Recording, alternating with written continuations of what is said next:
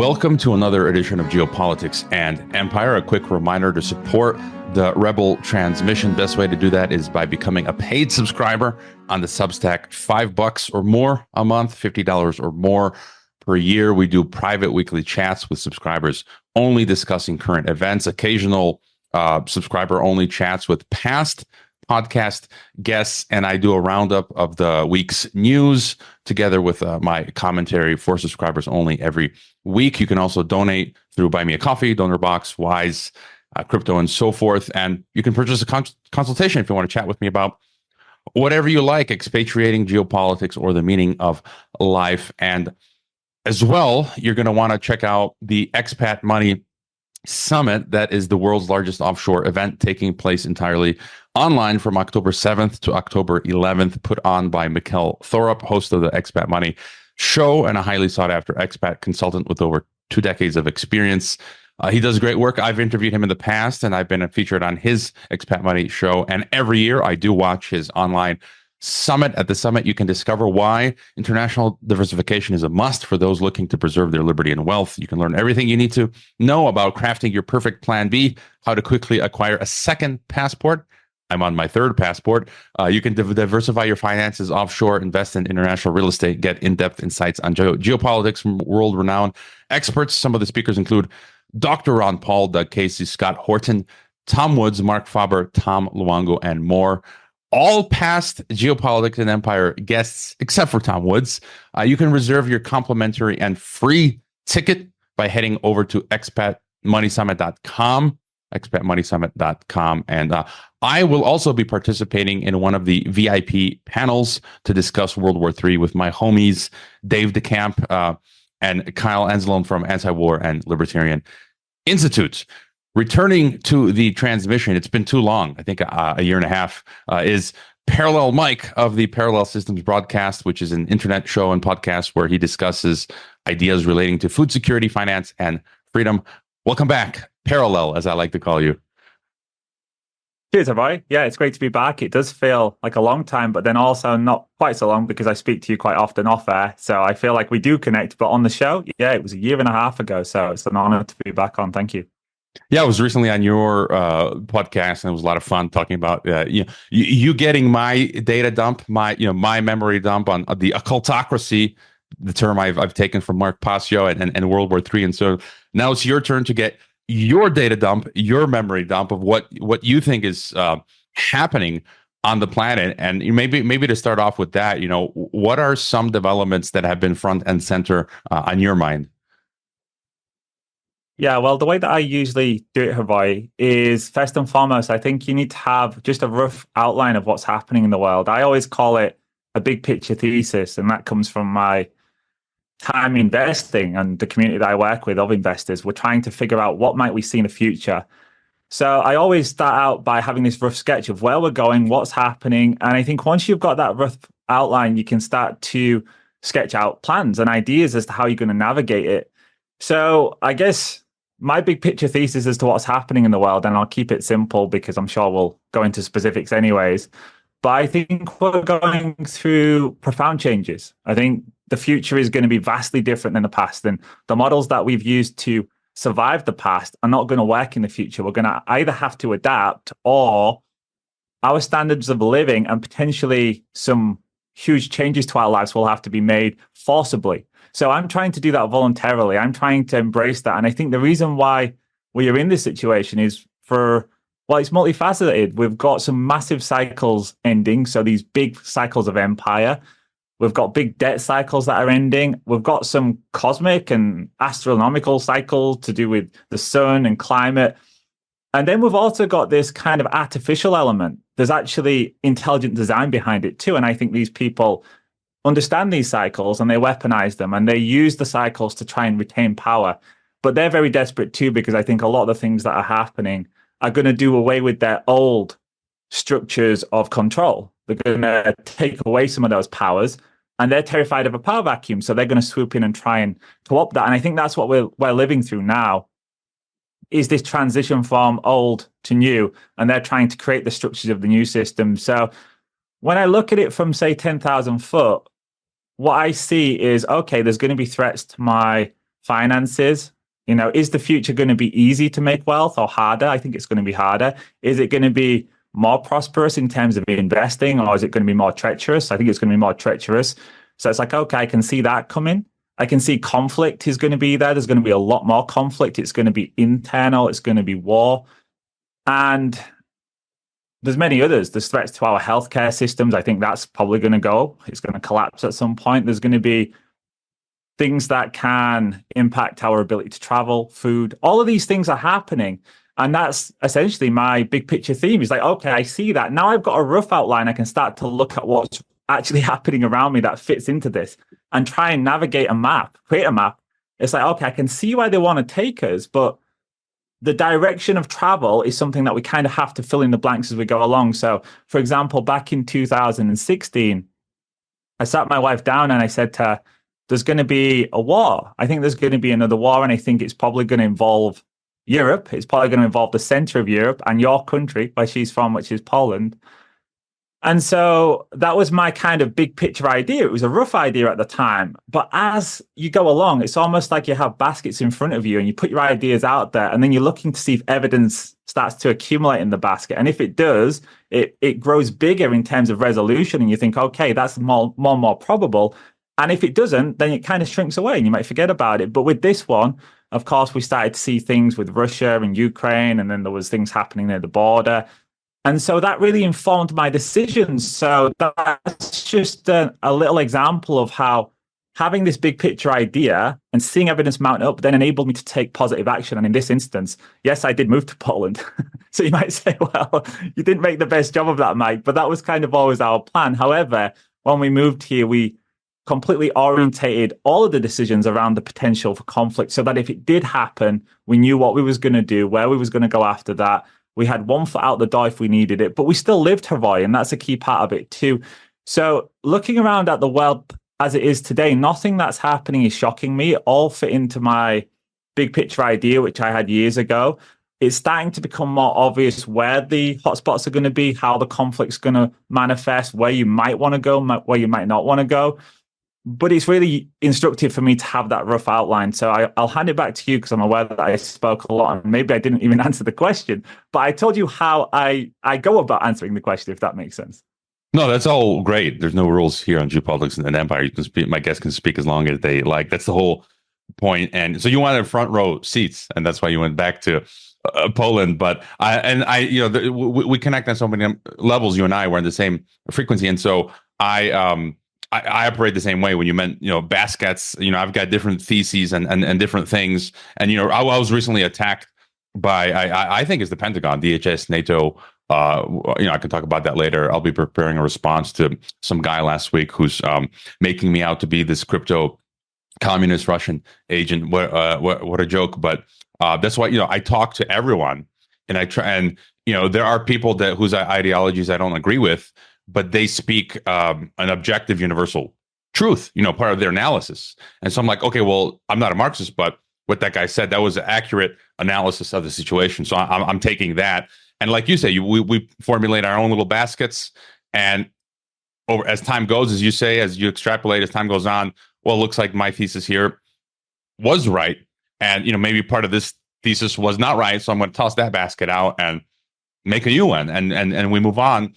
And so since you're based in, Europe, get your thoughts further there. If there's anything interesting when it comes to Poland, I think, if I'm not mistaken, Brussels bureaucrat Donald Tusk basically has taken over Poland. And it seems like now they're trying to turn Poland from a more traditional country to subjugate it to globalism. But also, Europe, I'm just amazed, Mike.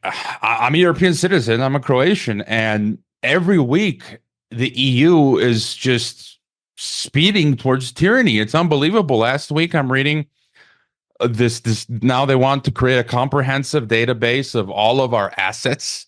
So that's like Soviet style, like cars, property, bank accounts, guitars, gold, anything that you have, and that's only that's a precursor to taking that stuff. And we can talk about this. You've talked about bail-ins, like we saw in Cyprus. I think if you had $100,000 or more during the global financial crisis, 2008, in Cyprus, they just helped themselves to thousands of euros of your bank account. So that's going on. And then also last week, Germany shut down an independent media outlet.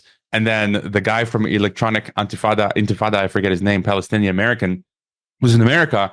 He was going to, and he gave, I think he's going to give, or he already gave this online Zoom talk on Palestine.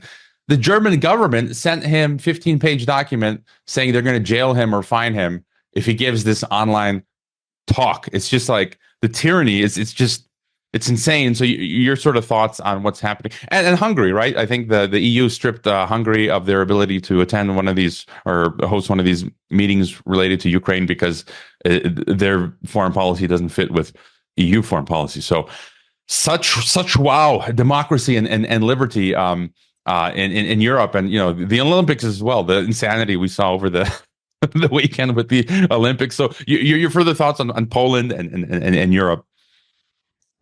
Yeah, I think when it comes to a lot of the things that are happening, there's two kind of threats that you have to deal with. You have to deal with the immediate threats of the situation that you're in. So that's social threats. Like in the country that I was brought up in and the city I was brought up in, when I was younger, I knew one black family. In fact, I didn't see the first black person until I was 6. I remember it starkly because I'd never seen somebody of color. There was one family in our school who were black, and the city was predominantly white. By the time I got to 20, there was entire regions of that city that were complete ghettos filled with migrants that had come across from not just Africa, it was Africa, Afghanistan, Iraq. So there was whole swaths of the city that had completely changed, and crime had gone up massively in those areas. And I'm not against migration. I don't think it goes without saying that most of us are not. My wife was a migrant, for example, who came across and built a life for herself over there. But my point is, when I was living in the UK, by the time I'd got to 30, that agenda had so flourished that it was actually very dangerous in large swaths of many of the major cities. Like, you literally wouldn't walk your family down certain streets that I grew up on. And that was wild for me to see, but it did tell me something very important. And that's that there's certain things that are happening that we aren't going to be able to stop. And you're not going to be able to reverse it. And it's not going to be reversible in 10 years, 20 years, 30 years. There's also levels of decay that have happened within our societies. Our institutions, our culture has been eroded, our national pride, and also just our communities. There's so much damage that's been done there that if you want to, for example, have a new generation of young people that are going to be smart and wise and thinking critically, and they're not going to have some of these broken families. We're going to fix those families. Again, you're talking 30, 40, 50 years minimum just to get back to something that's going to be more holistic. So why am I saying all this? Well, the reason I'm saying that is I think those are the immediate threats. You can worry about the government tyranny later, but a lot of those things that I'm talking about are going to affect your day-to-day life. Like, if you can't go outside because there's threats from 50, 60 migrant men on the street corner that are drinking, they're from a different culture, they've got no affinity for your beliefs or culture, and their understanding of what's right and wrong is very different because we're living in a post-Catholic culture. There's this afterglow of Catholicism. There's still some innate understanding of what's right and wrong. Maybe people aren't practicing it in their day-to-day lives, but we have that innate value base that still sits there, but it's eroding fast. It's eroding quickly. So for me, it was very easy when I looked at what was happening in my country. I said to my wife, if we're going to have children, if we want to make a real go of our futures, we can't do it here, because I extrapolated where we was when I was in my 30s. And I said, well, what about when we're in our 50s? Like, what's that going to look like? And I don't look for saviors or heroes in this, Havoy. I don't think they exist. I think that is a psyop. And I think they want you to believe there will be a political solution that comes along, a magic wand is waved, and these problems are gone. But I actually don't think that. I think you can extrapolate the past out much further because it's actually speeding up now. In England, we had this thing called Brexit, and they promised people that the net result of that would be less migration. There was more migration the year after Brexit than ever before. So trusting the political solutions is not for me. That's why we came to Poland, because Poland still has this very strong Catholic culture. The churches are full. And I don't know what it's like in Croatia, but I'm guessing it's probably similar, that there's still very strong communities. It's still culturally fairly homogenous. There is immigration, but it's at a level that's completely manageable. And the people here are very tolerant of those people. Believe it or not, because in the media it's portrayed quite differently. So it was a very safe place. And I thought, well, if I go to a country like that, yes, there's EU tyranny and there's all those things. But in my immediate life, where I am, when I go to a city, I feel safe. When I take my wife out, if I've got children around me, they're safe. There is very low levels of threat. So I would say focus on that to begin with for listeners. What's your immediate life like? And then we can deal with the EU tyranny, because ultimately, I think all of that's going to fall apart, Hawaii. I think a lot of it is trying to force a square through a circle. And at some point, there will be an inevitable backlash. They're probably prepared for that backlash. They know it's going to come, but it's going to roll back so much of this as well. Like this asset database, for example. We started talking about that on my channel about a year ago. And for some reason, it disappeared. Nobody was speaking about it. Then all of a sudden, it hit the media. And I was thinking, why is that? Is that because they wanted it now to be spoken about? Is it just another fear-based narrative? Ultimately, I did research into it. And, the first people to do an asset database was actually the Nazis. And they did it on Jewish citizens during the mid-1930s, so that when World War II did begin, they had this huge database to literally just go and loot all of the artworks and gold and jewels of the families that had put themselves into a database. I don't think there's ever been a time in history when an asset database or any variation of that has not been used to loot. Now, do I think that citizens are going to put up with people coming to their door and looting their house? Like, no. So is it something that we really need to be fearful of? Well, I think all of these things could happen, but I imagine a lot of them don't happen. And I think their whole structure of totalitarianism will fall apart long before it succeeds. So I always say to people that I'm working with, prepare for that. Prepare for it failing catastrophically rather than it succeeding. I mean, think ahead. Think about how you might navigate some of those challenges if they do manifest. But ultimately, I think Europe is heading fast towards a collapse moment, Havari, rather than the succeeding of these totalitarian aims. I don't think we get there because there's just too much pushback. Even in the country that I'm in, the farmers literally brought the country to a standstill for multiple weeks during summer and spring because they said, well, if you're going to implement all of these draconian policies in terms of diesel limitations, fertilizer limitations, whatever it is, having spent the last 20 years forcing us to do those things and changing our practices from small family farms that were almost exclusively organic, then they forced them over to this new way of farming, which they'd never done. And now all of a sudden that new way is wrong, but they can't go back. You can't do it overnight. And they don't want them to go back. Their plan is to get rid of them. So they brought the country to a standstill. That's a good example of a society starting to collapse. Now, of course, there will then have to be some rollback, and that's what we're going to see. So I think Europe's a basket case. It's certainly going to be challenging to be here, but I think there's going to be lots of pockets of safety, lots of pockets of freedom, and particularly Eastern Europe, there are going to be places where I think you'll be fine. Yes, there is a war narrative, and yes, I do think it's going to grow. But if you look, for example, at places like Kiev, does Kiev look like a country, like a capital that's been war torn? Arguably not. Arguably not. So this is a different type of war. A lot of the war is going to happen on certain borders. They're going to send men. I hate to say it, but they're just going to send men there to die. It's just going to be a perpetual meat grinder. They're going to send men there to die, and that's what's going to happen. And you have to be aware of that. You need to ask yourself some big questions like, could I be conscripted? What's going to happen if my country does end up in a war? What would I do? What would my plan be? Where would my family go? Could I leave at the drop of a hat? Do I have that plan B, plan C, plan D? And this is going back to that idea of having a big picture theme and then refining it in terms of what's actually manifesting in the world. So, I think Europe's going to be challenging, but I certainly wouldn't say to people that are in Europe to just flee and think there's no way of making it work here. That's probably not a rational take either. It certainly could be a good idea, but you also have to remember, Hawaii, dropping yourself in the middle of, say, Latin America, where you know nobody, you don't know the language, you've got no family support, and now you've got lots of bills to pay, no job, no career over there. And even if you do take it, there's so many other challenges that will come. You take away certain risks. For me, it's all about risk management. It's about being really good at risk management. You can take away certain risks, but now don't neglect the fact that you have new risks. And those risks could actually lead to other problems. So I think it's a balancing act, and we have to be nimble. That's why I say to my wife, okay, we need to be nimble. We need to be ready to move, to dance like a boxer in the ring. You don't know what punches are going to get thrown all the time, but they are going to get thrown, Hawaii. So have a good guard and be nimble on your feet. So that's hacking back to my days of boxing. I think it's more important to be agile and nimble, as you say, than building some sort of permanent bunker because you're just a sitting duck, and for different reasons, you might have to hightail it out of there, get out of Dodge. And what are you going to do if you've poured vast amounts of wealth into this permanent bunker type structure? And like you say, I'd be happy to live back in my home of Croatia for different reasons. I can't, or right now at this moment, but even if it's within the EU tyrannical empire, I'd still, as you say, be able to find a way to carve out sort of a parallel system, within rural Croatia and sort of be on the outskirts of the empire, as insane as it is. And I also tell people you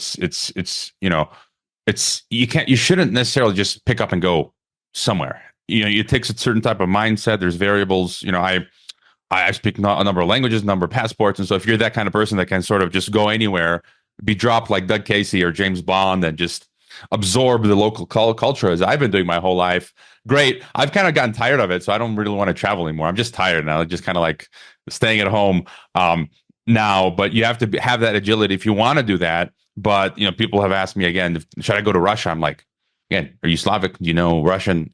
Maybe not the best idea, or Latin America, and you need a network, as you said. That part of that part is important. Of the agility is having a social network, a network of people, friends, family, acquaintances, friends of friends. That where if you go somewhere, even if you don't have a lot of assets, if you plug into that network, they will then assist you to survive, find a job, a person who knows another person to solve your different issues. And it was interesting you mentioned that. So the Nazis created the asset database to confiscate from the Jews. And I often call the European Union the Fourth Reich, because Dr. Rath and others have talked about its Nazi roots, which I think it definitely does have.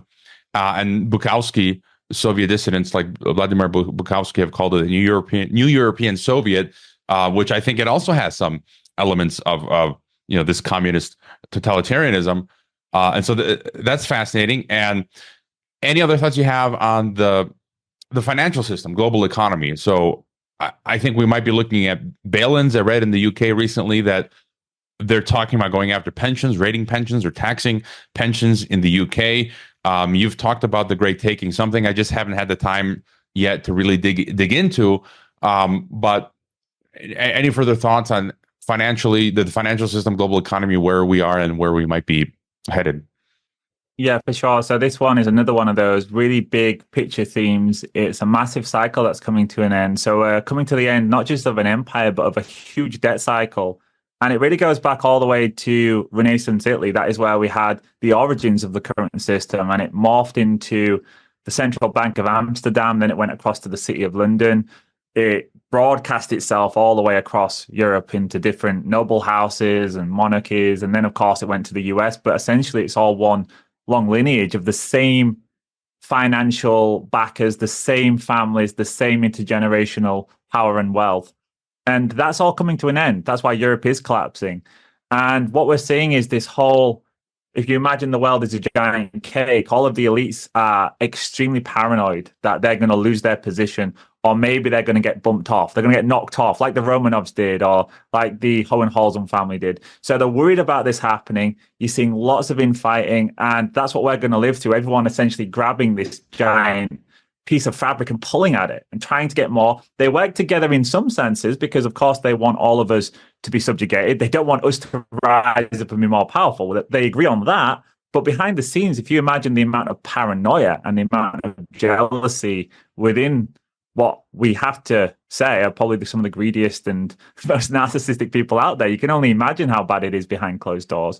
So the financial system part of it is a key locking piece of that, because as the current system goes down, there's an awful lot of debt, a tremendous, impossible amount of debt. They talk about derivatives, and I've been saying for a long time, at least 2 to 4 quadrillion, which is just a number you can't even fathom. And what they're essentially trying to do now is to ensure that when the system comes down, it's our assets that get put up as backing for that big debt bomb. So they want to take your pensions, they want to take your stocks and shares, your bank deposits, anything that they can get their hands on, they're going to try and take. So to think that you're going to be able to live off the proceeds of a pension that you've been paying towards, I'm sorry to say it's probably not going to happen. That doesn't mean there aren't things you can do. It goes back to looking at, for example, a war narrative. Are there things you can do? Yes, you've still got so many options, Roy. You've got so many options now, but maybe in 6 months, maybe in 2 years, maybe in 10 years, those options start to shrink and they shrink some more. And that's what I'm all about. It's about taking proactive solution. I say solutions focused. You have to look at it with reality. So don't bury your head in the sand and don't start falling for these falsehoods that it's all going to be okay and someone's going to save the system and you don't have to do anything. That's really the wrong way to play this. You do have to do something. You have to make changes. You have to make sacrifices. But the financial side of it is so key, because I think if you get wiped out completely, financially, then you are going to be completely dependent. And dependency for me is the enemy, because when you are dependent, you don't have any options. Like, you don't have any options. If they say you have to take this digital ID and you have to take these injections and you have to be here on this day, what are you going to do, Roy? You know, you've got no choice. You've just got to turn up. So I say to people, it doesn't matter how much wealth you've got at present. You can make the most of that, and you can orientate your life so it's much more insulated. And it doesn't necessarily mean being rich and going to Uruguay or going to Paraguay or any of these places, Costa Rica. There's many places people are heading to. And that's probably the wrong thing to do if you've got the wrong mindset anyways. If you think you're just going to go and essentially have a permanent holiday, that's a really bad way to play this. You're actually making yourself even more vulnerable without you knowing it. You might think you've escaped the tyranny, but what's going to see people through these hard times is the kind of skills people had during the Great Depression, where people could pull together. They had skills. They were willing to work. They continued having babies. They continued making entertainment, having fun. And it really brought them together too. You know, it's similar to World War I and World War II. You know, people come away from that saying, oh, we was a band of brothers. So hard times can actually be the making of us, and it can really upskill us and give us plenty of opportunity for joy and for bringing back meaning and hope into our lives. Spirituality is key for me, and I think we'll probably talk about that. But ultimately, I think there's plenty of opportunity, and even the financial side of it. Yes, it's going to be harder going forwards, but if you've done some things right now, you know, you've got yourself into a semi-decent position, you've maybe paid off half your mortgage, whatever. There's so many things you could still do to insulate yourself from what's coming. And I think fear is the enemy here as well. That's going to be something that puts people back on the backsides, where they think, oh, I'm not going to do anything because I'm terrified. But I know people, like, just to give you a quick example, I know a friend, he had very little money, let's say around $50,000. That was it. That was his life savings. He was older than me. He bought himself a little shack in the Highlands of Scotland. So he couldn't travel. He couldn't go to these exotic places. He didn't have the money. He didn't have the capital. He bought himself a tiny shack. He did it up. He created a beautiful retreat in the mountains. He dug out a stream that runs through his property. He's got himself a greenhouse. It's stunning. It's absolutely gorgeous. He lives there very frugally, very simply, and he has a great peace of mind because he's away from all of the craziness and the nonsense. He's not watching these videos of what's happening in America or anything like that. He's just living, and he's living in the moment, and he's found a peace and serenity in all of this that most people would be so jealous of. Like, how I want that. Well, you could have that. There's things you can do, but it's not going to be there forever. So proactive. Definitely sort your finances out, speak to people who know what they're doing. I help people with that too. So, you know, there's plenty of stuff that I put out for free on my channel and etc. So I just go and start exploring the options, but I wouldn't wait on it, Roy, because all of us, there's like an egg timer of sand that's counting down, and nobody knows when that final grain hits. But when it does, the world will change like that, like overnight. And at that moment, the things we're talking about, maybe they don't. Maybe they're no longer possible. There'll still be options even then, however. There's never no options, but I think take advantage of the opportunities whilst they're still there, and don't be a victim in this. Don't see yourself as incapable of... I mean, I get a lot of people say to me, I wish I could do this. I wish I had more money. And I'm like, listen, I started with nothing as well. It's fine. You don't need a lot of money, as my friend's example showed you. So I'll hand it back to you, because I'm aware that I've been speaking a long time.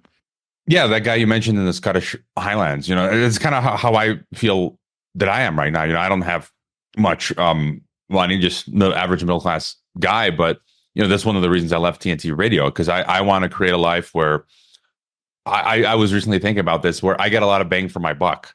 I don't have any debts. I don't got to pay rent or mortgage. My costs are very low. And so it can really go a long way. And I can be like that guy where I've created a life where I don't have any stress. I'm not getting sick anymore because I don't have stress. It's incredible, and just came back. I was at the beach for a week, relaxing, and then I'm working on the podcast. And so I think a lot of people like it. And then there are influences in my life, people around me who pull me and say, "Oh, you're not making a lot of money. Go work." And I'm thinking, like, I'm looking at them. All they do is work nonstop, and it's just money, money, money. And I was just my okay. Well, what I had this image. Okay, what if I followed their advice and I'm just working like a maniac? I don't have time for enjoy life, family, hobbies, pastimes. I put this pile of cash on my kitchen table, and I'm sitting looking at it, and I'm like, what am I going to do with it now? It's just not, for me, it's not enjoyable. I value more time, relationships, experiences, and our time is short. We're all gonna die, and you can't take that pile of money with you. So I'd rather enjoy moments and experiences and intellectual, spiritual things than the material. So as long as I've got all my bases covered, which for now I do, and I want to, some of the stuff you're talking about overlaps with my past podcast guest, the market sniper Francis Hunt, who does great work, and that was a great chat with him. And I did want to mention the EU asset thing in the article from the German magazine Focus last week. They said, even if you're a EU citizen not in the EU, you can't completely escape from that asset database. And I'm thinking, like, I just laughed to myself. I said, there's no way in the heck me, and a European citizen being here in Mexico, I'm not filling out any form. Screw you guys. I'm not complying with this. You guys are nuts. And there's an ocean between us, and so they really can't. What are they going to do? Seriously, what are they going to do? So I just, again, going back to one of the solutions, just do not comply. And just any further thought on the digital technocracy? You cover this from time to time. I always cover it, the Great Reset stuff, and we're seeing them. The climate agenda. Our colleague Monica Perez mentioned me recently. I've seen very few people mention. I never saw. I came up with this insight, which I haven't really seen anyone mention. And I want to explore it. That I think the real story behind the climate agenda is, if you trace the history, in the 60s and 70s is when they, you had World Economic Forum and all this Club of Rome start to sprout. And that was the same time the internet was being born. ARPA, DARPA, net, cybernetics. And it's almost like they envisioned that for the technocracy, they're going to need a certain amount of energy to run this dystopian high-tech control grid. And they won't have enough energy. And so they're convincing us and forcing us to lower our use of resources and energy, and so that they can take that then and use it for their AI data centers. Right now, I was reading an article that some states in the US, 20 up to at least 20 up to 25%, a quarter of the state's energy use is going straight to the AI data centers. And so it's like, for me, that makes perfect sense. For the real reason for climate change, they need it obviously to control us, to have us lower our standard of living, which you alluded to earlier. And then there's the CBDC stuff, the digital currencies, the digital IDs. I'm reading, in France at the Olympics, it's a QR code, 15-minute city now. I was really reading Israel last week. Any visitors now? I went to Israel many years ago, so I'm glad I got that out of the way. And now, if you go to Israel, they're going to take your full biometrics. And Philippines was reporting how there was this deep fake of the president, and so the solution is now the government has to have control over the information sphere, podcasts, internet, online social media, and everyone that needs a digital ID. It's like, who would have predicted this, Mike? And so, before moving on to war, your thoughts on sort of the digital cashless system that they're attempting to bring online, and it seems like you think eventually it's going to crash or collapse. And any further thoughts on CBDCs and all this stuff? Yeah, I think a lot of what they're trying to implement is coming out as fast, and a lot of it will happen whether we like it or not, because there's just not going to be enough pushback from the everyday person to these agendas. And we already saw that throughout 2020 and 2024. Now, I'm not saying that to be a black pill, and maybe we could talk about the whole black pill thing later on, but ultimately, I think we have to accept some of it. We have to be willing to accept, like find that place of acceptance that some of these things we don't have control over. It's happening. We can push back against it. We can not like it. We can say that we don't want it. However, when I, for example, wanted to come to the country that I'm in, I had to get essentially a digital ID. I had to give my biometrics. I had to get my thumbprints taken. I got visited by the police. They run me through Interpol. There's certain procedures that are going to be just automatically put into the system. And what are you going to do? If you want to go there, you have to, I had to toe the line, so to speak, even though I don't want to give out that information. But what choice do you have? So I think people have to be realistic, but there are many things that you can do now to decentralize yourself to make sure that if these things do happen, you're going to have a lot more freedom irrespective of what happens. So first and foremost, for example, you can go back to using decentralized solutions that work. And I'm not talking about Bitcoin. I'm not talking about cryptos. I said all along that I feel this is the Hegelian dialectic, CBDCs or Bitcoin. To think that they don't have the capacities to triangulate these transactions, I think they've got far more capacity in terms of all of that stuff than most people would ever believe. And there's plenty of examples throughout history. For example, if you know the story of Crypto AG, for listeners that haven't heard that, check out Crypto AG. That was a 70-year NSA project where they essentially backdoored all of the encryption devices, not that we were using, that intelligence services were using across the world. This was after World War II. It was a private Swiss company. Nobody knew it was secretly the CIA and then the NSA that was using it. They backdoored. At one point, Hawaii, it was 40% of all international political cables were being read through Crypto AG. So that's the scope of their capacity. And this goes back to some of the other agendas that are happening. If they want to do something properly, they can do it properly, my friend. They've got the capacity. So again, should we stand in awe of that? Should we live in fear of that? No. Take precautions now. Start to make yourself almost like a ghost to the system.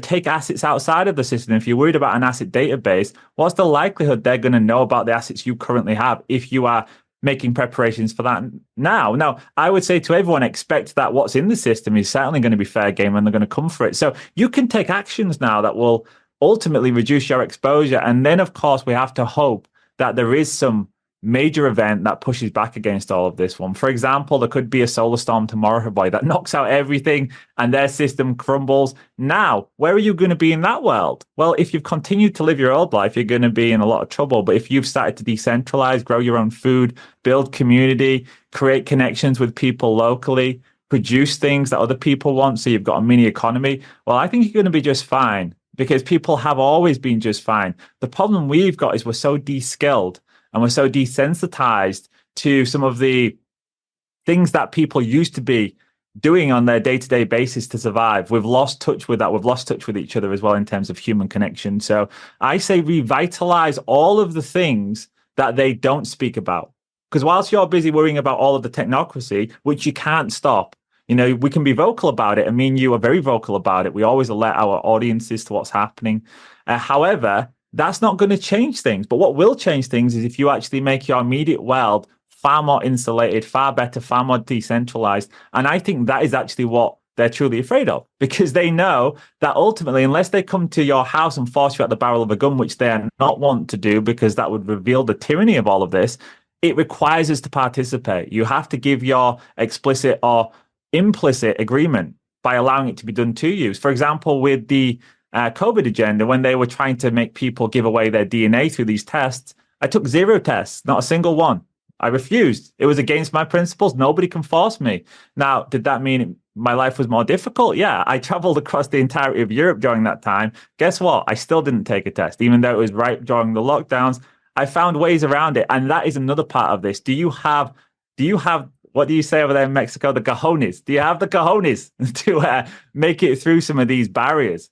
Are you willing to be that dissident? It's all well and good tweeting about things, but are you willing to actually be creative and come up with your own solutions and actually stand on the other side of this line when the time comes? I know a lot of people who are. I also know a lot of people who will probably just fold like a cheap paper bag. So I think it's going to be a future where you really have to be clear who you are, what you stand for, what your principles are, and also where it's actually useful and makes sense to have some compromise because you know there's no other way. So it's about navigating this. It's about being a captain of a ship. You know, a captain of a ship doesn't say, "Oh, I'm not going out if it's windy. You know, I can't handle the waves." No, you go out and you accept that. You accept there's going to be storms and waves, and not everything's going to go your way. And this goes back to me to that spiritual faith, that acceptance that some of this is just the way it is. We live in duality, good versus evil. If everything was perfect, we'd probably be living in a totalitarian world. You know, that's what the WF promise you. They promise you perfection if you just submit.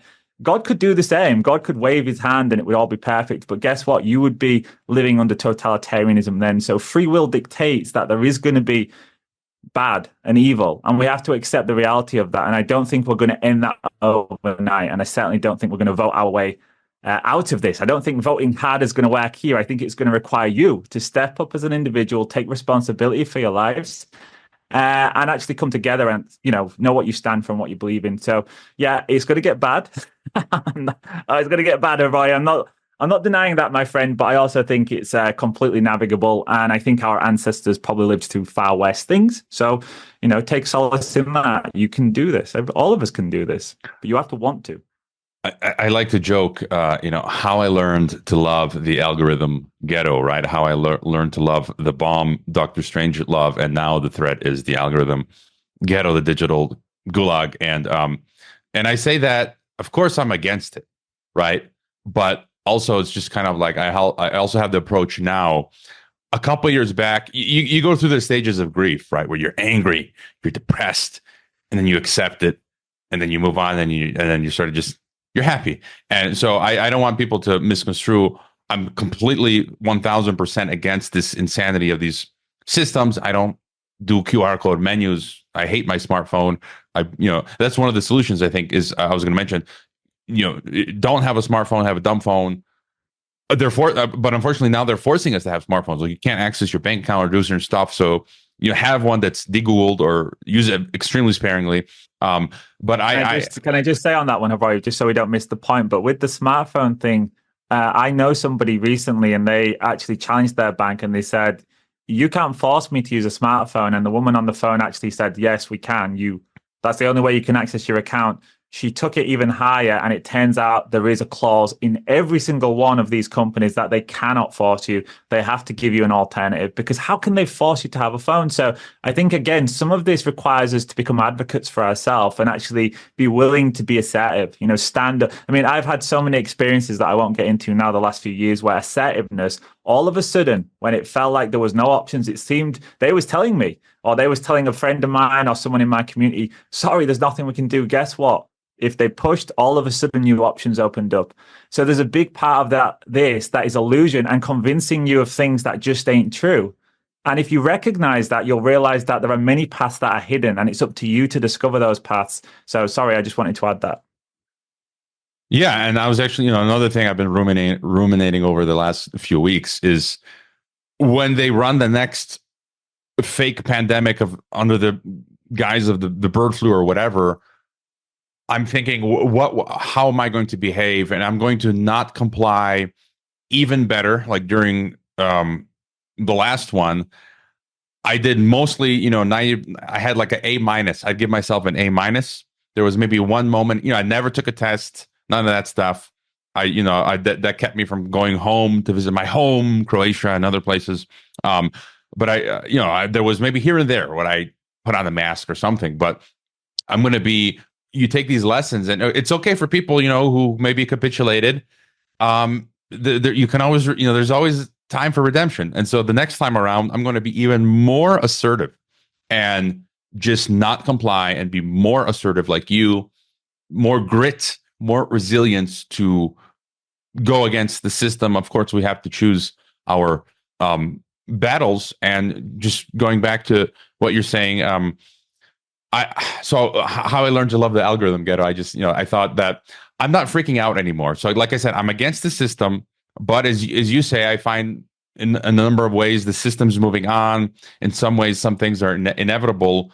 And so I'm just going to do my best within that system. It doesn't mean I'm approving it, but you kind of have to go on and live your life. And that sort of brings me to the next topic, what you mentioned, being black pilled or cyanide pilled. And I think there are multiple dimensions here. I would say I'm both. So I'm both in one sense black pilled, but another white pilled. And some people don't accept my white pill. So just because you don't accept my white pill, you can't say that I'm black pilled. Because I think, as you say, things are going to get worse. But I'm happy you live within that. You do the best you can, as you say, within that system. And just you can't spend every day worrying about these things. Live your life normally, as our forefathers have, as you said. And my grandpa was a prisoner of the Nazis, and my who knows what my ancestors went through. And so my white pill again is the spiritual, my faith in Jesus and God. And so no matter with that, no matter what happens, I will be joyful and happy, even if I'm put in prison. You look at examples of Dietrich Bonhoeffer in Germany, who was in America, and he decided to go back to Germany into the lion's den, and the war ended, and they hanged him. He had a beautiful wife he was looking forward to spending time with, and they hanged Bonhoeffer. Or Richard Wurmbrand, the Christian pastor, was about 14 years or something, 16 years in a Romanian communist jail cell. And he remained joyful. So that's kind of my view. That's my white pill. So how I can remain optimistic and enjoying life without every day freaking about the 5G is going to get me, the this, the that, the war, and so I think we have to be level-headed. And your thoughts on the whole black pilled, white pilled, red pilled, purple pilled, I don't know what, rainbow pilled discussion. Yeah. One of the things that I've realized about people who criticize people like ourselves as being black-pilled, because I think you and I have a very similar view in that what we're seeing with this pushback, this heroic team that's been put together, and it's going to come along and save the day, and it's playing on people's latent fears, and it's playing on people's need for something that's going to come along and take us back to 2019 and allow them to just continue on the runway they was on, unabated, which was, for most people, materialism. It was meism. It was a form of narcissism. It was living just for comfort. It was a meaningless existence, but there was lots of things that were put out there in terms of the hypermaterialism that gave them the sense of purpose. I can pursue more. I can gain more. I can have more. And everyone was fed those narratives and those psychological conditioning. I would say we was psychologically conditioned to want those things. And for those people, if you tell them that those people are not coming to save them, that they're actually a part of the agenda, that's baked into the cake, that they're going to trick you along the way to keep you involved and to keep you from actually going outside of the paradigm and doing something that really will make a difference and actually might speed up the decline of their new agenda. It might stop it from ever manifesting. But when you tell them that, because they don't have that spiritual outlet, because they haven't worked on that side of life, all they've got is the materialism. They don't have the immaterial. They see it as black pilled, because to them that is black pilled. It's extremely black pilling to think that it's not going back to 2019 and that the hyper materialism and the comfort is going to go away, and that they actually have to stand up now and take responsibility, a radical personal responsibility that may require them to make some big sacrifices in certain areas. So they see that as black pilled. And when you tell them your take on things and you say, listen, this guys, they're not going to save the day. Look at their pasts. They'll ignore all of that because it plays to their biases. They'll weave together a million micro pieces of insinuation and evidence. Oh, look, they are on our side, but ignore the big macro pieces that clearly show they're not, because they are desperate. They feel desperate. And I empathize with people who don't have that. And that's why in my content, I actually purposely make it so that I discuss a lot about meaning, and I discuss a lot about spirituality and God, and actually having a faith. Now, I don't tell people what to believe, because I think it's up to you to find that. But what I will say is I'm not black-pilled, and Havoy's not black-pilled, because we have a faith, a genuine faith that this is all part of it. This is part of reality. It's part of existence here in duality, in a world that has good and evil. And as I said before, if you just had good, you wouldn't find life satisfying. In fact, most people would find a way to wreck their good, because they want that they want rebellion. They want to try things.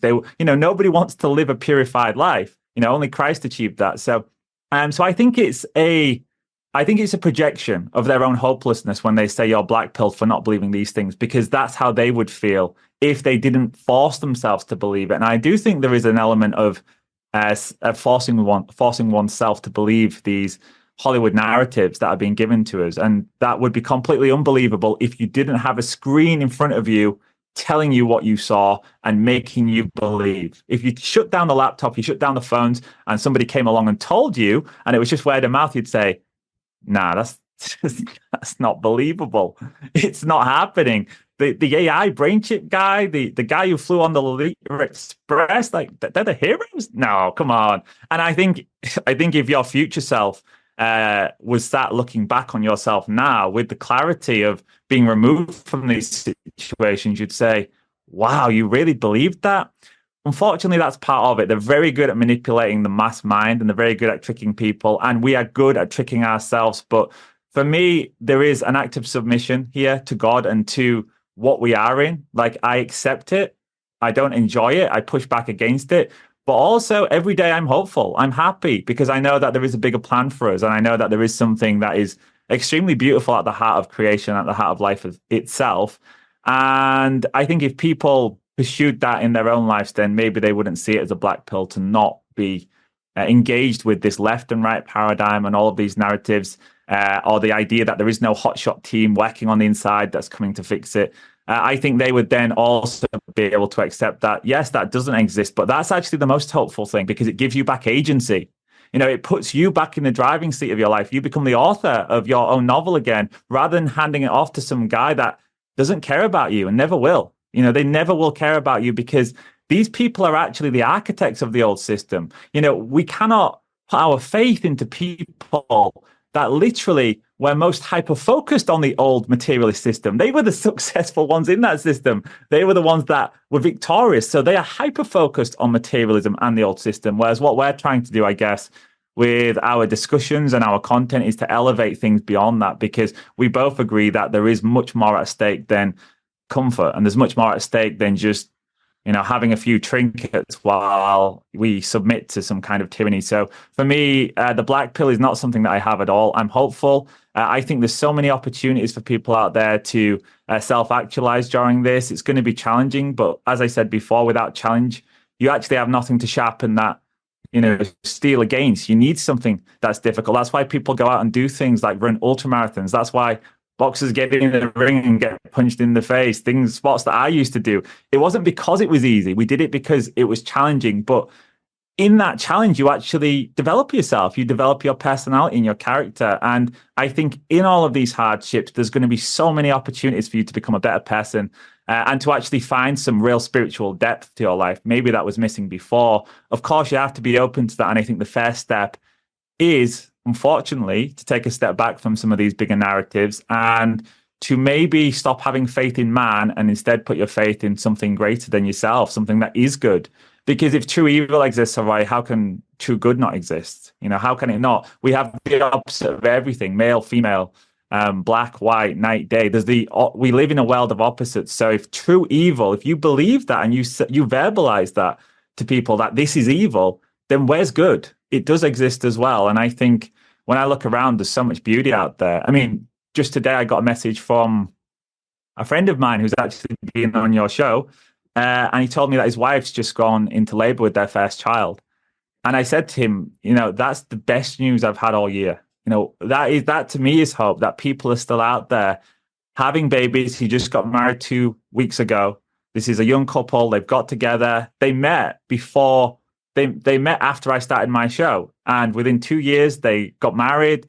They're now today having their first child together, and I think that is the hope for the future, that people, in spite of everything that's happening, still have the belief that it's worth having a go at life. It's actually worth doing that, and I believe that too. And I think the future is beautiful for people who want that, but it doesn't mean that it's going to be easy. And as long as you are willing to accept that, and have a true faith, you know, not in man, but in something, like I just said, a hope for something truly good, which for me is God, and I know for you is God too, then you'll be okay.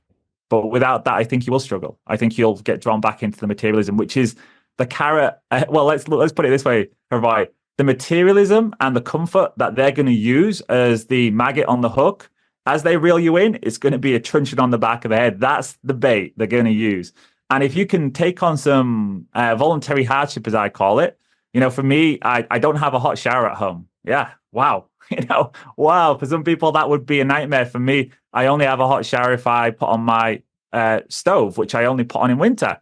But guess what? When I do have a hot bath in winter, it's way more satisfying than the hot baths I used to have because I've waited all year for that. It's like a treat. It's like it's like a gift for us when we have it. And you can do these things. These are not hard. It's the way people live for eternity. But if you want to live in the world where you still get your Starbucks, you still get your Burger King, you get your Netflix, you get all of those comforts, then you will have to play that old game. And for me, that is the black pill. It's remaining static and not developing as a human being, emotionally and spiritually.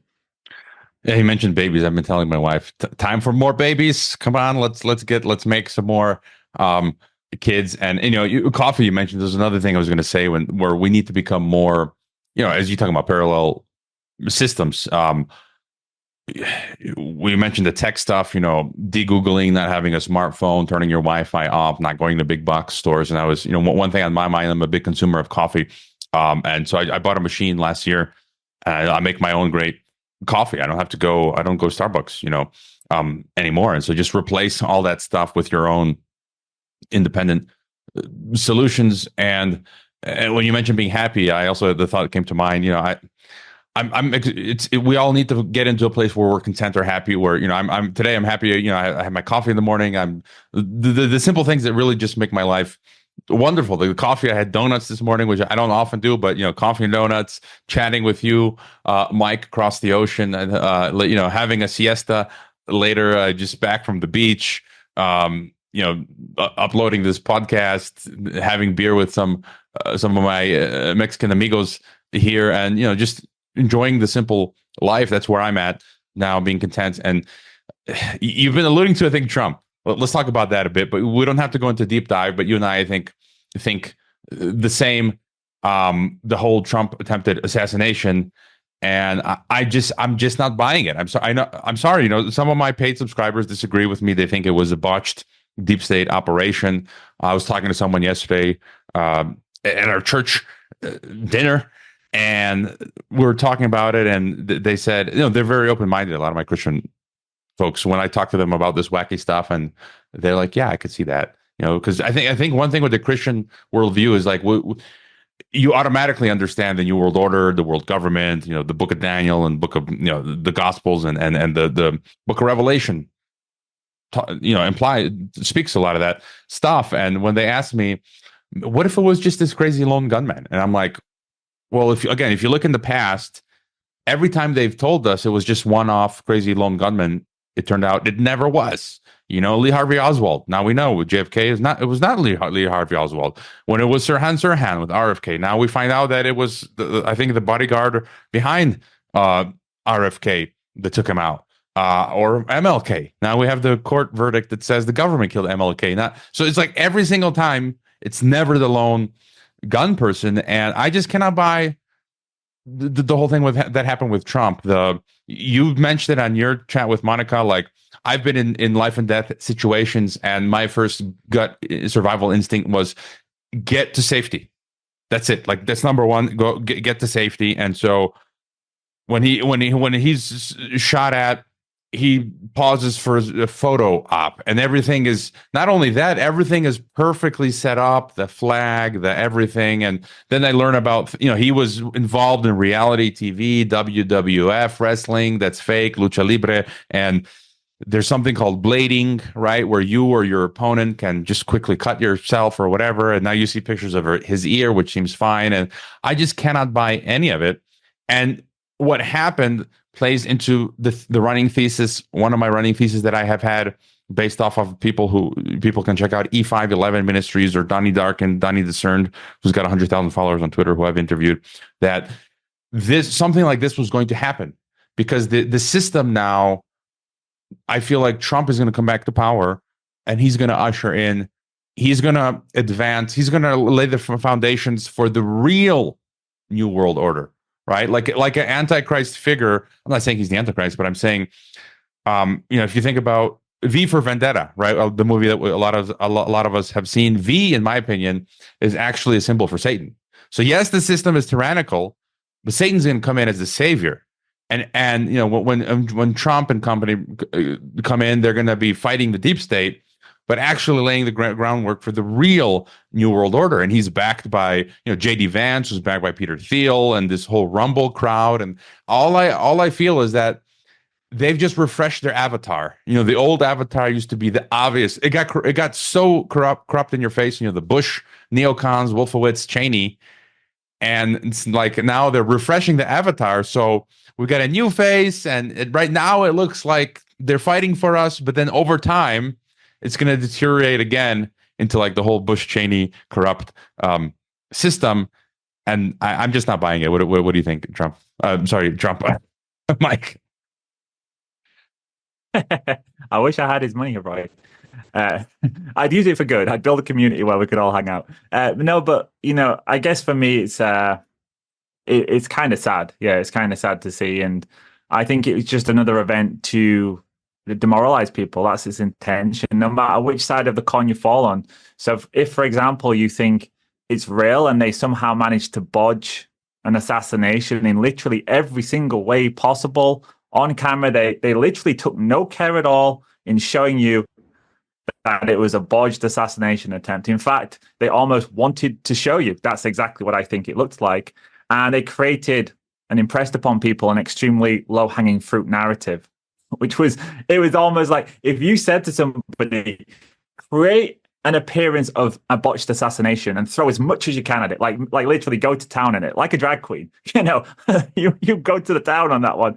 That's what it was. It was a drag queen performance for me. It was extreme, and to think, so it's demoralization. It's telling people to believe the unbelievable. It's telling people to suspend their disbelief and almost watch a Hollywood film in action. And I think this is the merging of reality with fantasy. And they've become very good at that. And we have lulled ourselves into that state too by our mass consumption of mainstream media, Hollywood, social media. And for somebody like myself who has not seen a Hollywood film in 15 years, don't have a TV, don't watch anything besides stuff like your show. That's literally all I watch is the content that I have curated, that I choose to bring into my life. Then it actually wasn't that realistic. It didn't look realistic at all because I didn't see it as, I'm not saturated in all of this imagery of Hollywood. And it's funny, I spoke to some Polish people who don't speak English. And what I do, Havoy, is when something like this happens, I see myself as an observer. So I'm on the outside looking in. I don't get involved in it. I don't want to be a pawn in the game. I don't want to be a player in the game. I want to be an observer of the game. And I ask people, I say, well, what did you think? And I'll ask a broad range of people, family members, friends. I asked you, I sent you a message. I was happy to see we had a similar take on it because it shows that we're kind of aligning on our vision of the world. But I asked Polish people, but I specifically asked some people who don't speak English. So all they got was the visuals. They couldn't understand what was happening and nobody could tell them besides very poor media outlet that would say, oh yeah, it was an assassination attempt. But they didn't have the saturation that we have in the West of daily commentary. Like literally, I made a joke on Twitter, like people are literally analyzing if somebody farted on the front row, how did that affect the bullet trajectory? It got to that level. But they didn't have any of that. And every one of them said, oh yeah, it was a joke. It was theater. Like they got it immediately because all they had was visuals. Now, even if you go with that narrative that it was some kind of kabuki theater and it was stagecraft designed to have you buy into this narrative that a group of saviors are truly here. And this time, Hervoy, he really is going to drain the swamp. This time it's real. Last time he just dropped the ball on it. He did Operation Warp Speed. It all went down the toilet, as we say. But this time it's going to happen. But even if you think that, you're still, in my opinion, being demoralized because they're trying to mock you. However, there's a big difference.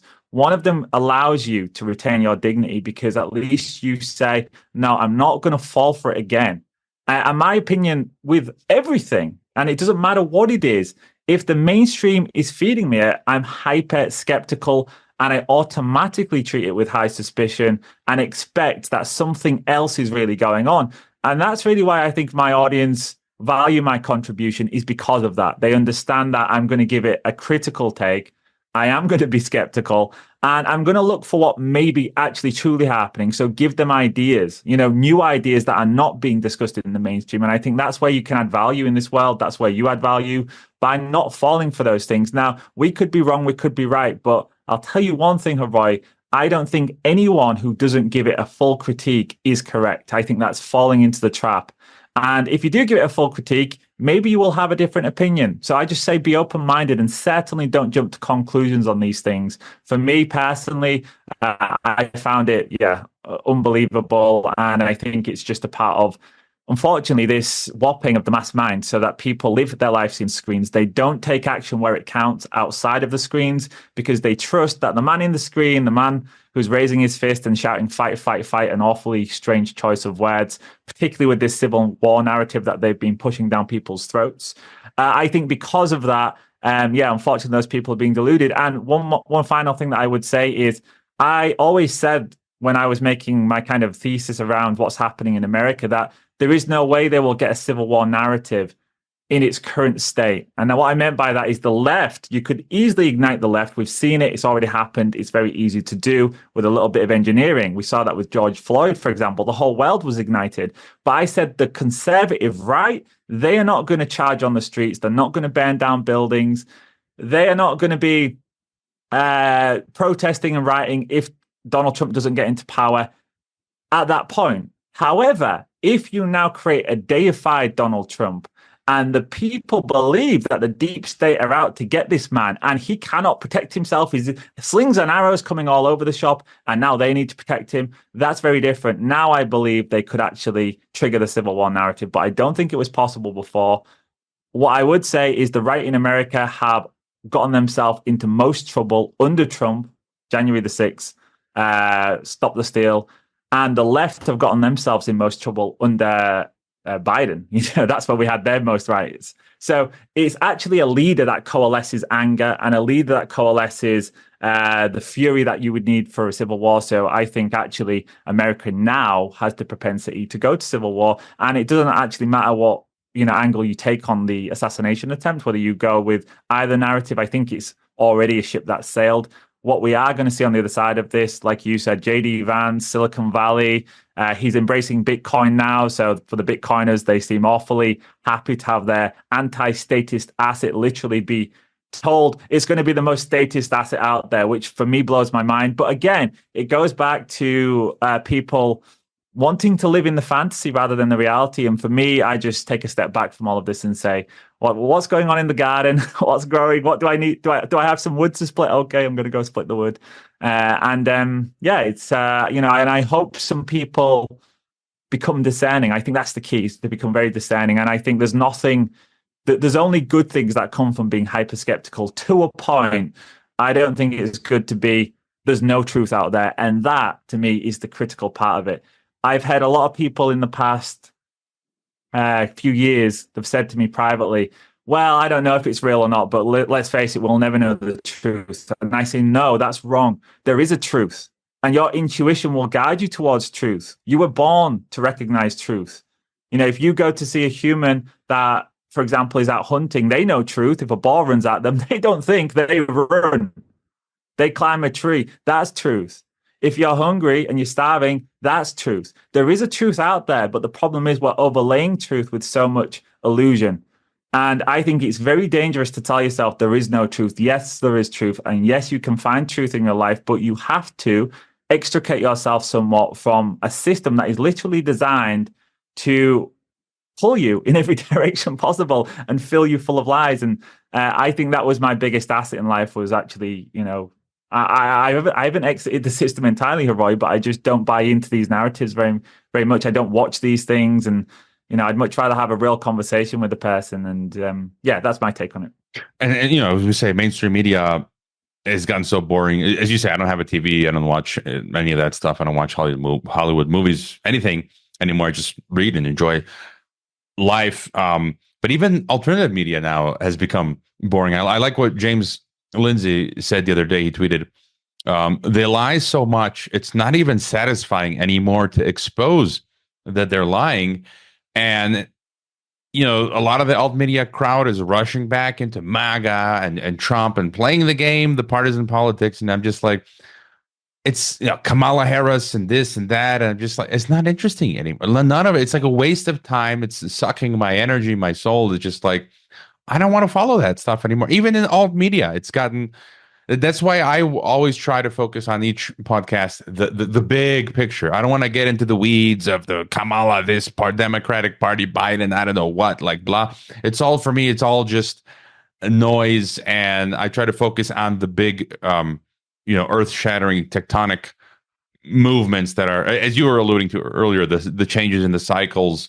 The big movements that we should be focusing on, and not the noise. Below, I do want to ask you, you focus a lot on finance, but just quick on BRICS multipolarity again. I've got these Pentagon active measures against me now. Eyes of the Republic. Shout out to you guys if you're listening or watching, calling me a Russian agent when, like I've said on the record, I've interviewed Yuri Roshka, and I've said I agree with him, a former Moldovan politician who might be going to jail. I think in a few days he's going to be sentenced, possibly. And that I believe that. I remember that episode. I thought that was a great episode. I remember it distinctly because I was on a run. That's usually when I listen to your show when I'm out having a nice run. What's he going potentially to jail for? For nothing. Basically, he was originally an anti-communist, anti-Soviet dissident, and then he, for a time, believed in the West, which had more freedom. It was anti-communist, but then he realized that the West is globalist. And I view that as two wings of the same bird. East and West, they're both different flavors of the same totalitarian globalism. And what these people like Eyes of the Republic, which I think are disingenuous, they're the Western wing of globalism, and they're trying to paint me as this Russian agent, but they do not. They're completely quiet about the evils of the Western oligarchy. And so I basically say, which again, it's right there. It's a red flag. And I criticize. They're both the West, NATO, Pentagon, London, EU is the corrupt, sinister, psychotic, evil, false flag terror, state terror apparatus of the corrupt Western oligarchy. And Russia and China and BRICS and multipolarity is the Eastern authoritarian oligarchy. I've been on the record. Yuri calls it the collective Kremlin. You got an oligarchy in Russia. Russia has an authoritarian state. My email is banned in Russia, as it is in Kazakhstan. They also persecute dissidents in Russia, just like they do in Europe and United States. There's the social credit technocracy in China, which is an authoritarian system. And then when I bring that up, this Pentagon active measures ignores it. They say, no, he's a Russian agent. I just said that they're authoritarian system. Oh, it doesn't matter. You're a Russian agent, and so they're completely lying liars, slandering. But my question to you again is just any thoughts you have on BRICS multipolarity? I think basically this is like Bretton Woods 3 or 4, where the Bretton Woods system has died. The IMF will probably still be there, and World Bank.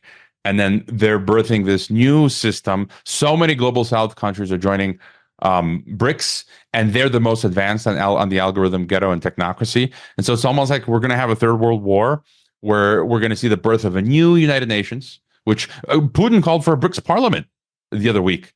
And so I feel like one scenario is, they might reform the UN, or they might just do away with it, and BRICS will blossom into this new global tyrannical organization.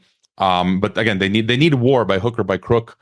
When I talked to Francis Hunt, market sniper, he said that basically you're going to have the collective Kremlin, Russian oligarchy, and the Western oligarchy, and say, yeah, we're going to send our citizens to war so they can kill each other, and basically, that's how they do depopulation. They social engineering, restructure all of the nations in the global society, build back better with BlackRock. So, any thoughts you have on my rant there, as well as BRICS multipolarity and what potential conflict might look like going forward if Ukraine will escalate, or Middle East or whatnot? Yeah, I think the BRICS narrative is certainly one that I've been following for a lot of years. And I think, like many of these things, we almost have a caricature of how things work. And it's always going back to these archetypes of good versus evil. One side has to be good, one side has to be bad. And I think there's many different shades of grey on this one. Of course, there are different people in different positions of power. Many of them you don't even see. You'll never see. You'll never know their names. And all of them have different agendas. All of them have different likes, dislikes, preferences. They all agree to some level on the path of the future. And for example, a country like Russia is not going to say, "Oh yeah, we're going to allow ourselves to be left behind on something like biometrics. We're just going to allow the world to advance their biometrics to create weapons based around human genetics, and we're not going to do that because that would be foolish. Because then you would get wiped out as well. It would be weaponized against you. So we're kind of in a global arms race as well. They're all having to keep up with one another, even if they didn't want that to begin with. And I'm not saying Russia didn't want that. I'm just giving an example. If you go to Moscow, just as an aside, it's one of the smart city jewels in the crown because they literally use face pay on the metro. You pay with your face, you upload yourself to the system. So, but what I would say is you've got to get out of the good and bad paradigm. You've got to understand that it is a little bit more complex than that. There are worse. There's worse and worser, So, for example, what they want to do in mainland Europe is really bad. You've discussed that tonight, and I've talked about it before. A digital, an asset registry, and potentially lots of people disappearing. That's really, really bad. Now, does that mean that China want to do the same? No, maybe not. Maybe their trajectory is going to be different. Maybe they've got a different plan. Does it mean that they are going to give their citizens freedom and liberty? Absolutely not. So my point is, there's a chessboard in front of you. There's worse squares to be on. There's some that will be better. There's some that actually might not get to the really bad stuff for 15, 20, 30 years because they're so underdeveloped. That's part of multipolarity as well, is to shift capital to places where they can't enact 5G, 6G, 10G, whatever the hell it is they want to do. And that is a part of multipolarity because they can do that where you live in a city. They can do that in Great Britain, which is the most surveilled country on planet Earth per square mile in terms of surveillance cameras. So it's much easier to do it in those places, but it's not easy to do it in the rural communities of Chile or out in the sticks in Brazil. So that's a part of multipolarity. Also, like I said, we're coming to the end of massive cycles. So what the elites have always done throughout history, at the end of the big cycle, is they move their capital base elsewhere.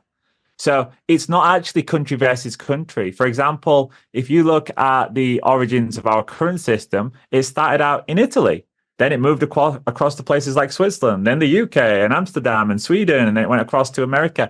These families get to ride these waves of history, and they can change their names. They can assume new identities. So they'll have now a Chinese lineage and Saudi Arabian lineage. They'll go where there's going to be growth, and they'll take control over the new systems too. So I'm highly skeptical on BRICS becoming something that gives people a genuine path towards a future that's going to be emancipation from some of these old systems.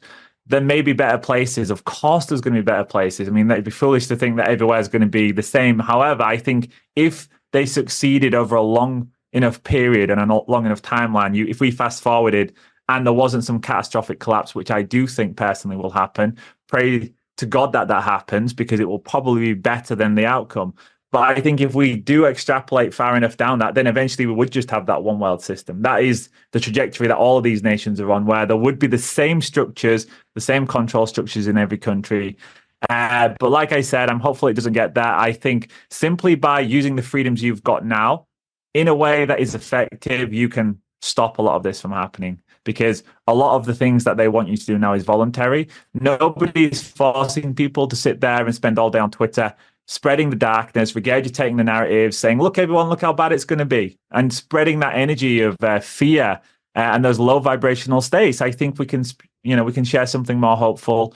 There's nobody stopping me growing food, for example. There's nobody stopping me connecting with you and building communities. All of that stuff's still out there, but you have to do it now. That will slow things down, and hopefully that slowing of things down will allow divine providence to occur, and something different will happen. And the hubris of people who believe that you can control an entire world, I think that could be what gets the better of them as well. So very, very hopeful. And the final thing I would say on that as well, Habari, is For people who are looking at all of this and saying, "Oh my God, if BRICS is not the savior, if Trump or Vance or Elon Musk and they're not the savior, then it's also dark." I would say no, it's not dark at all. It's actually very bright.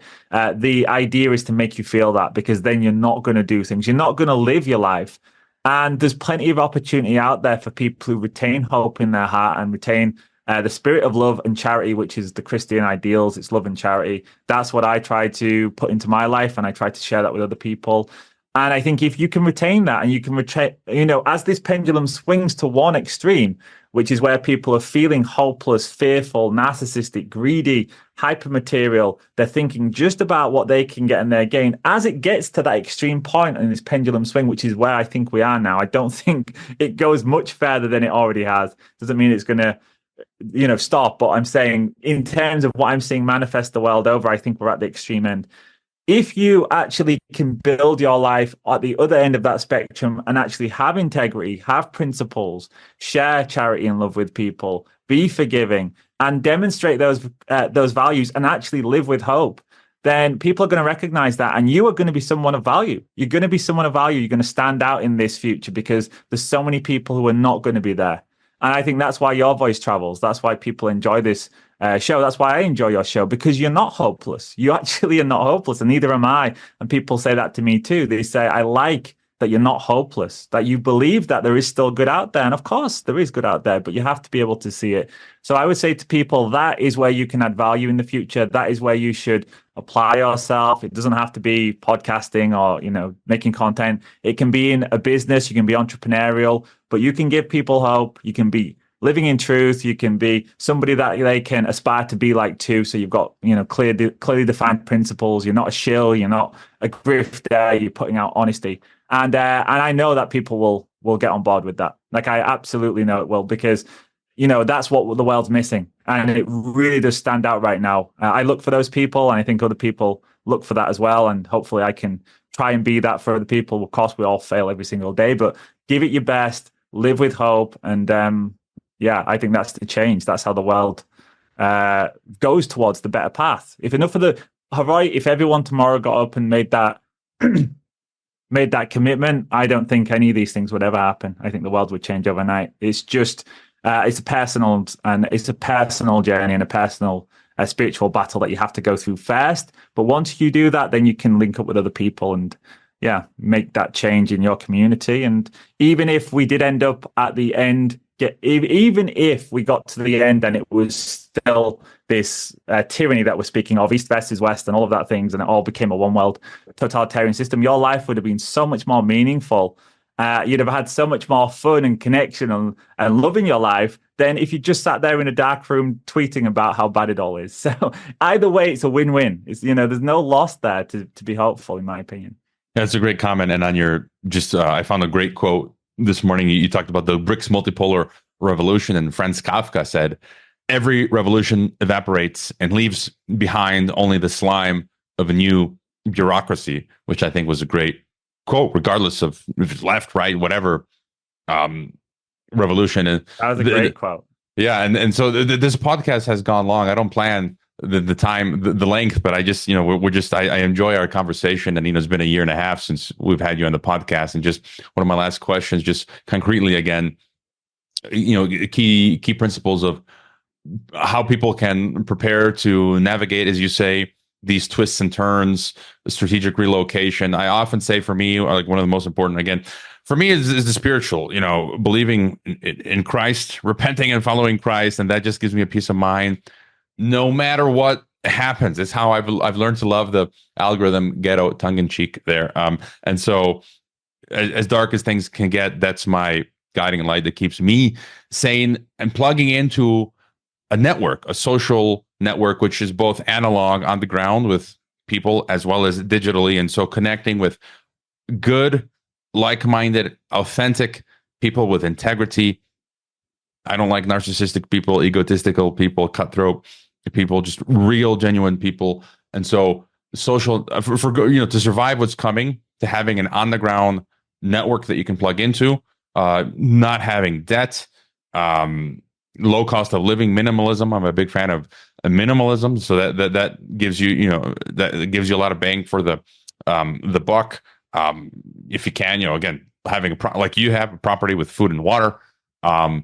And I think, a lot of that is covered in the technical digital sphere, de-Googling, using Linux, try to get away from the control system there. And so just doing the inventory of your life in all aspects to be as parallel system as you can be. And so, and again, relocation, think of doing it in a sensible way. Don't just say, I'm going to move from West to Asia or to Latin America, because all those same systems are coming here. 2 weeks ago, UNESCO said, I think it was UNESCO, Mexico should bring in a unified single digital identity system. So, you're going to have to contend with digital ID in Mexico as you will and have to in Thailand or wherever. So in Poland. So any key thoughts on how people can prepare?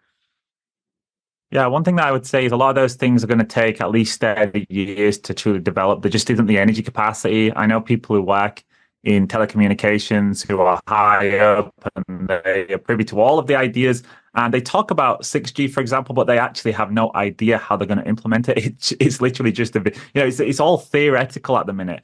And the infrastructure, for example, just to get to 5G coverage is going to take decades. In fact, they're stopping most of the rollout right now because they don't even have the funds for it. So I guess my point in saying that is that a lot of the things that we believe are going to happen have a long, long way to go. And yet you could live every day as though they are already happening because you just keep these ideas in your head. So, except, yes, things are going to change, but a lot of it's not going to change where you are. So you can still live a fantastic life. And I think it comes down always to me, what can I actually affect? What do I have control over here? What variables can I still have an impact on? And so far as I can see here, Roy, absolutely zero opportunities have been removed from me than 2019 before all this started. I can still travel.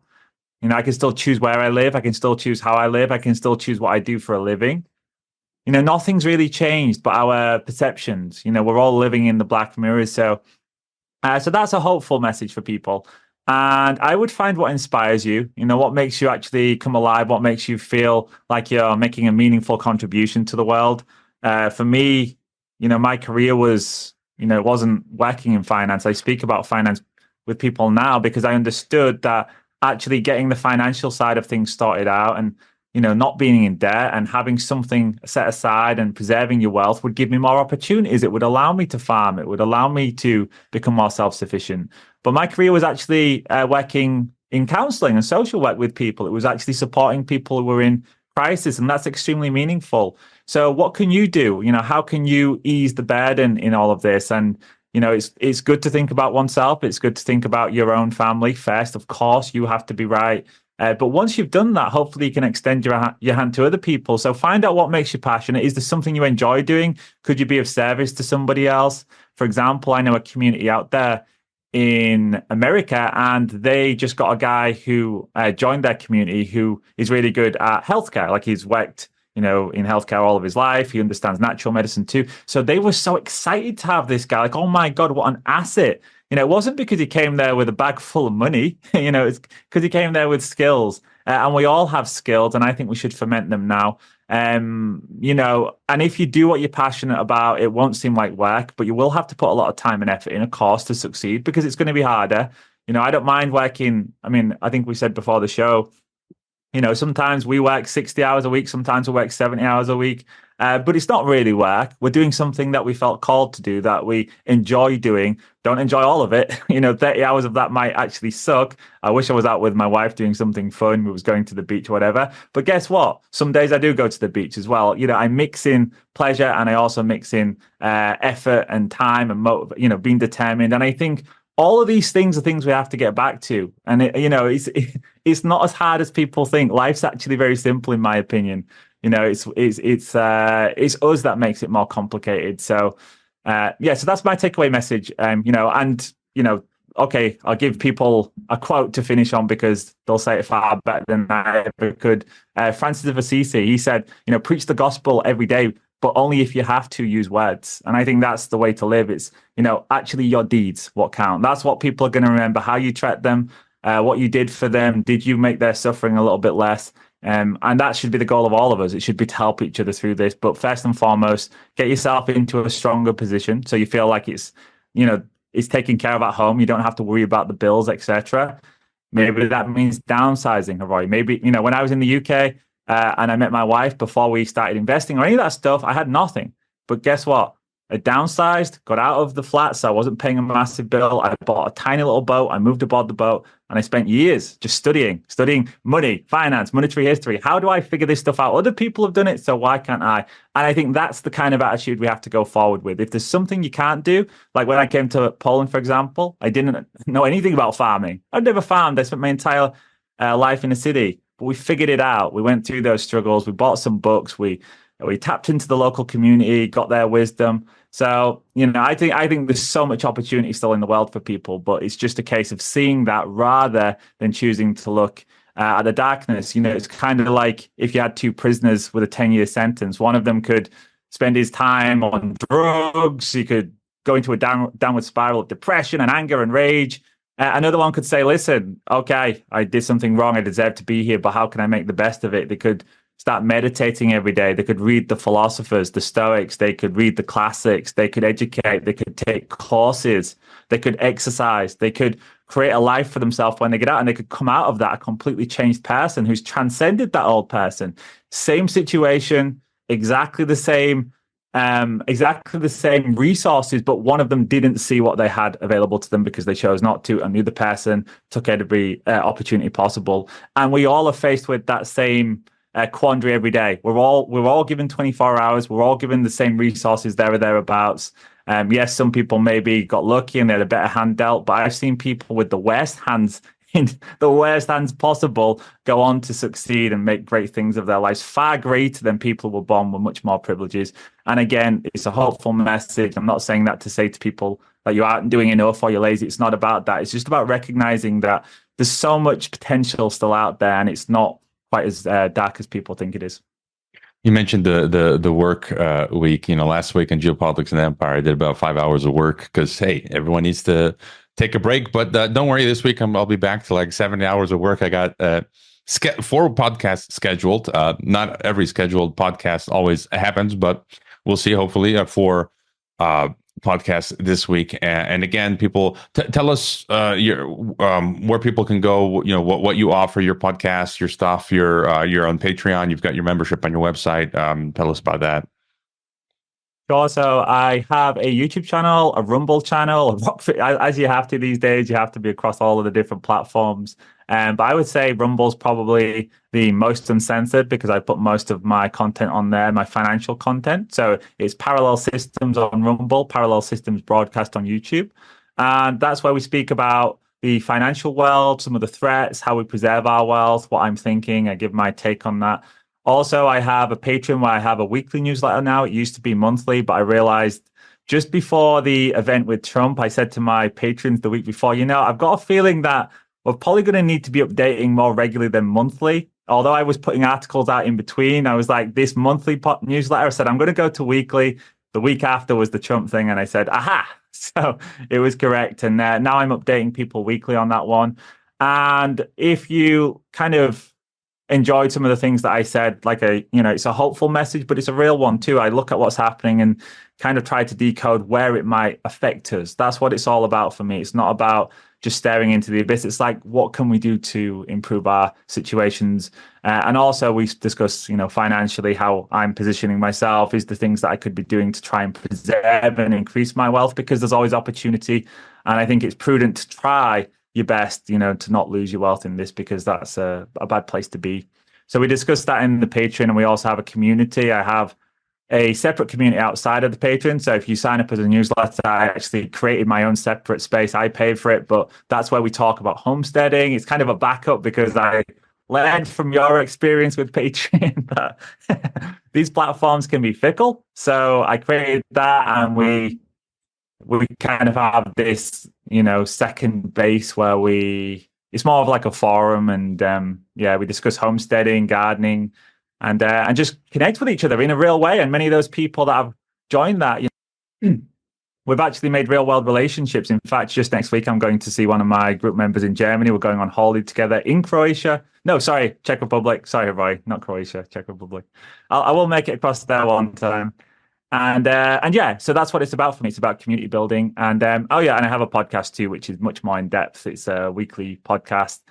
But I upload that to Rumble. So I would say just head across to the Rumble channel, see if you enjoy my stuff. Most of it's for free. There are paid stuff for people who want it, but I'm certainly not here to try and sell people stuff. I just want everyone to feel like they have some hopeful. I think that's the theme of tonight's podcast is hope, because I think the world needs it. So, you're one of my favorite shows. So I would say, we've got synchronicity really, because we both put out useful content, but it's hinged with that message that things will get better if we try. And just one more thought, I always say follow my guests' work, follow Parallel Mike's stuff, and consider becoming his paid subscriber, because it's not. I've always viewed in the podcast space, whatever you want to call this, podcast, alternative media, independent media space. I've always been, even before podcasting, I've just been a type of person. I've lived around the world. I've hung out, become friends with everyone in all people from all walks, and it's not a zero-sum game here. I really get I don't know what the word, I like miffed. Is that a word? With podcasters or content creators, alt media, who are narcissistic or egotistical and cutthroat and competitive, where I think it's a win-win situation. If anyone asks me to go on a podcast, I'm there, and I'm happy to have a bunch of people on my show, famous or not famous. I don't care. I'm not a respecter of persons as long as you've got something interesting to say. And I came across this quote the other day. I was catching up on my podcast newsletter, what happens in the podcast industry. And this was a quote from like a year or two ago. And I had hundreds. I hadn't touched that for those emails there were like hundreds and hundreds of them. So I was clearing them out. And someone said, "My hope is for podcast makers to overcome this insatiable need to be the first, the best, and the one and only, and to instead focus on being collaborators and audio allies." And I think, our relationship is an example of that, because one of your paid subscribers, at least one, recently became one of my paid subscribers. So it's not like, I have to steal from you or you have to steal from me. Like, there's subscribers who subscribe to us both. And so just any thought on this? Yeah, absolutely. So, for me, it's much more important to have principles in life, and for me to be able to sleep at night knowing that I'm putting out good and that I'm not stealing from people. I'm not taking things that I don't deserve. And your podcast, I had a lot of respect for when you first invited me on. I had not heard of the podcast at the time, but it immediately became one of my favorites. And when I started doing what I do in my content, I realized just how difficult this journey is to put out content, to be somebody that's, firstly, you're out in the public, so you get a lot of slings and arrows of you as you've experienced yourself. Secondly, to be authentic in that and to not be somebody that's trying to take from others. And, I've had my content stolen so many times. I've literally been sat there listening to a much bigger content creator, and somebody sent me a link and I was listening to it, and he literally just took what I'd done, my own research that I'd spent about 50 hours on, and played it off as his own on the show. I mean, what can you do? These things happen. So integrity for me is really important, which is why I aligned with you. And yeah, like I said, I realized how difficult it is when I started doing it. So I'm absolutely super grateful to my community. I think they appreciate integrity a lot, and people are willing to support my show because hopefully I put out things that useful to them. But I also then made it a real point of myself to start supporting the people that I enjoy. When I realized just how much work was going into these things, and I thought, Mike, you've dropped the ball here.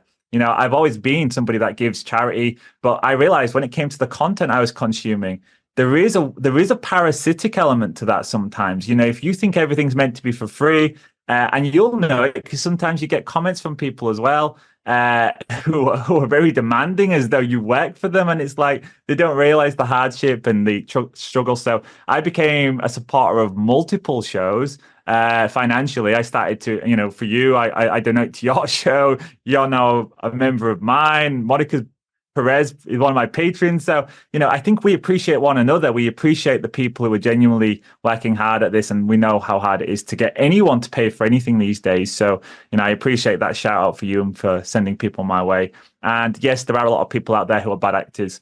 I think you see it much more when you're in this, when you're doing, a lot of content, it becomes more apparent. And I've had personally, some bad experiences. I've also had a lot of very generous experiences where people who, have far bigger platforms than I ever could, that great people out there. And, we both have mutual friends on that who have been very generous, very kind, and I've become friends with. And I'm the kind of person who's always looking to create relationships, genuine ones. So, if I go on your show and we have a chat afterwards or before and we strike up a conversation, then I'll message you afterwards. And, that's how we became friends. And I think of you as a genuine friend. And there's a whole host of people I've met the last few years. Rick Moon, TNT Radio, I class him as a friend. Monica Perez, Matt Smith from Doug Case's Take. These are good people who I've met doing what I do. And I really value that. And again, what a beautiful thing. Like that's another hopeful thing for me, that people still recognize, hopefully, authenticity. I see that in you. And I think our audiences probably have some crossover because they hopefully, see that in us both, that we're trying hard to be content creators that put out things of value rather than just seeking to get what's most expedient and gives us money or likes, which actually is very easy to do. When I first started, I realized there was two paths I could go down. It would be, one path would be lucrative. One path would give me hundreds of thousands of views, but you'd get essentially me regurgitating what you already know. Or there's another path where I would actually give a genuine, honest take, even if I know a lot of people disagree with that take. And I've done that many times. I've had people unsubscribe from me because I don't agree with their take on Bitcoin or Javier Milei, for example. And that's just the way it is. What do you value? Do you want to hear someone be authentic, or do you want to hear somebody that just tells you what you already know and live in an echo chamber? And that's not my way. Yeah, and shout out again to Rick Moon. He's awesome. I haven't got around to it. I got to get him on the podcast. I know he's been on others with I think with Johnny Hoddle. I've bookmarked those. I think with you and Johnny Hoddle's another great guy. I think he came on your show through me because I said, "Oh, you're in Mexico. That's where Hawaii is." And I think you two have linked up quite a bit, right? Yeah. He's I don't know where he is now, but I've been to his place in Mexico and we've hung out. And Rick Moon. I mean, I was on his. I was a guest of his on TNT in March 2022, and thanks to him, he got me the gig on TNT Radio, which was just a lot of fun. I just it's too much for me to be live daily, and so otherwise I'd still be doing TNT, which is great. And what you mentioned as well, listeners who just have this attitude of entitlement and demanding of our time. And thankfully it's only been like with one or two or three people of mine. But if you're emailing me incessantly, or somehow, there's someone who got on my Telegram chat, they figured out my username and they were just piling me with messages. And I've never even met the person. Like if you're friends with me, okay. But if I've never met you and you're like a listener, and that's why I have the consult option for, so you can, pay to support me and chat with me. But, if you're going to send me a million emails asking me questions, that's what the consultant's for. I don't have time for that, and it's people have to understand. You got family, kids, trying to work here. And so you can't just have access to people when you want, wherever you want for free. And so good, good times, Mike. Again, all your links are in the description. And people will be seeing, I think, more of Mike, of you and me, pretty soon. So people can stay tuned. I don't think we need to say more. We're going to be experimenting. That was a real teaser, Haroy, that you just gave people. We're going to be experimenting with yourself, myself, and another mysterious person. And that stuff's going to be free. It's not going to be paywalled, and so people can stay tuned for that. And as always, thank you for being on Geopolitics and Empire.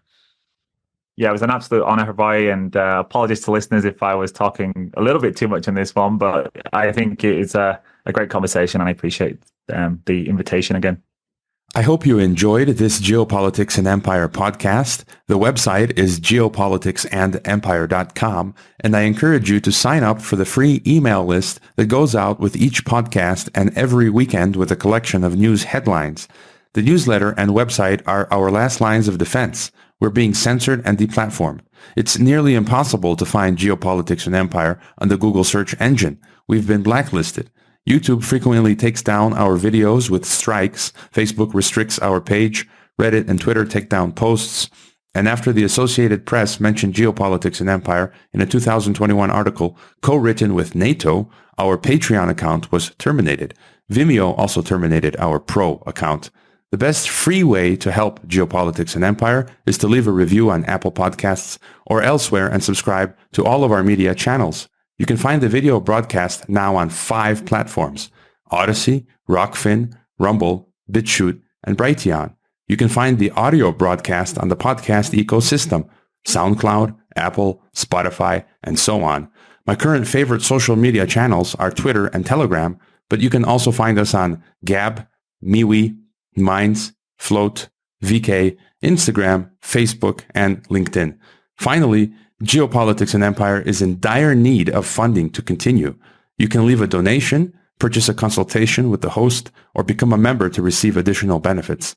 We also produce a weekly broadcast called Dissident Thinker for members and Rockfin subscribers only. We will continue to fight the good fight come hell or high water. Thank you for listening.